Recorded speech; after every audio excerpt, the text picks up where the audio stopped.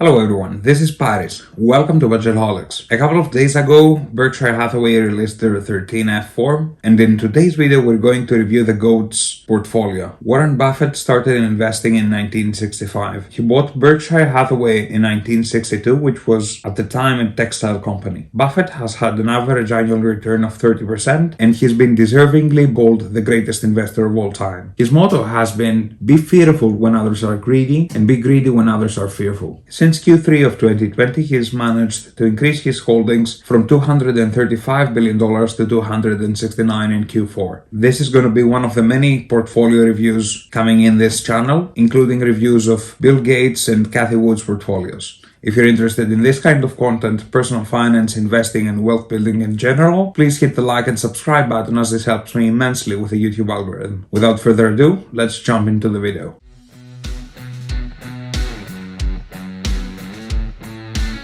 We're going to review the top 10 holdings of Warren Buffett's portfolio. These 10 positions account for 85.24% of his total stock holdings. Starting off at number 10, we've got Chevron, ticker CVX. Chevron is an American multinational energy company. It's one of the successors of Standard Oil and is currently active in more than 180 countries. Buffett started adding to this position in Q3 2020. Berkshire currently owns around 48 million shares, accounting for 1.52% of their portfolio. Their Chevron position is worth $4.096 billion at $84.45 per share. Buffett added 9.55% to his Q3 position, thus making Chevron enter the top 10 list. Number 9 is DaVita Healthcare, ticker symbol DVA.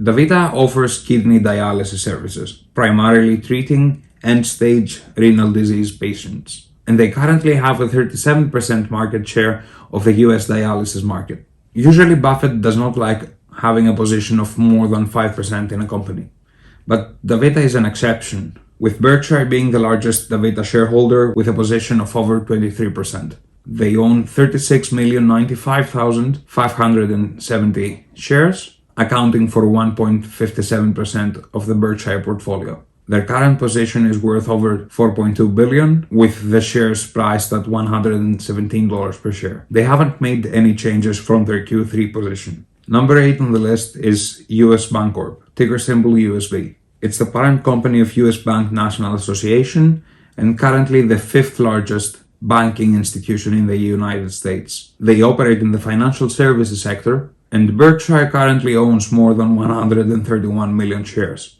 Their position is worth over $6 billion, with USB shares priced at $46.59 per share. During Q4, they sold 0.62% of their position. At number 7, we have Moody's Corporation, ticker symbol MCO. Although they're a financial services company also operating in finance software, you might know them best as the holding company of a rating agency, Moody's Investor Service. Berkshire currently owns 27,669,778 shares, accounting for 2.65% of the total Berkshire portfolio. Their position is worth over $7 billion, with the share priced at $290 per share.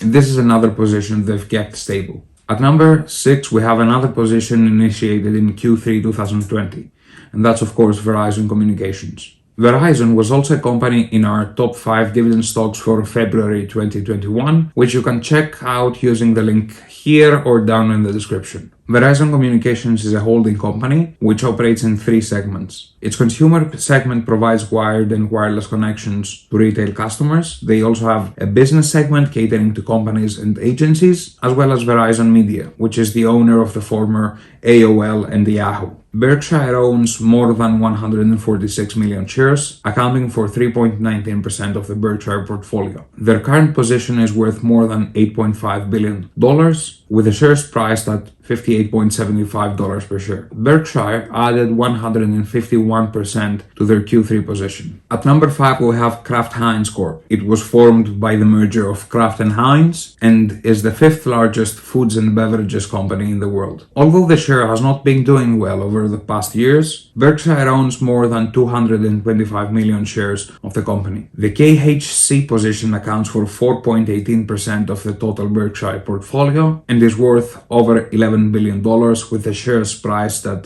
$34.66 per share. At number 4, we have American Express, ticker symbol AXP, another financial services corporation well known to everybody. American Express was founded in 1850 and is one of the 30 components of the Dow Jones Industrial Average. In 2006, American Express credit cards accounted for 22.9% of all transactions within the US and is one of the leading credit card service providers along with Visa and MasterCard. Berkshire currently owns 151 million shares of AXP with a position worth over $18 billion at $120.91 per share. At number 3, we have Buffett's favorite beverage company, Coca-Cola, which is of course well known to everyone as one of the most established brands in the world. Coca-Cola has a number of other products including Fanta and Sprite, Fuse Tea, Dasani and Smart Water. Buffett bought more than $1 billion of Coca-Cola shares in 1988, which was then equivalent to 6.2% of the company. They currently have exactly 400 million shares, accounting for 8.13% of their portfolio. The Berkshire Coca-Cola position is worth almost $22 billion,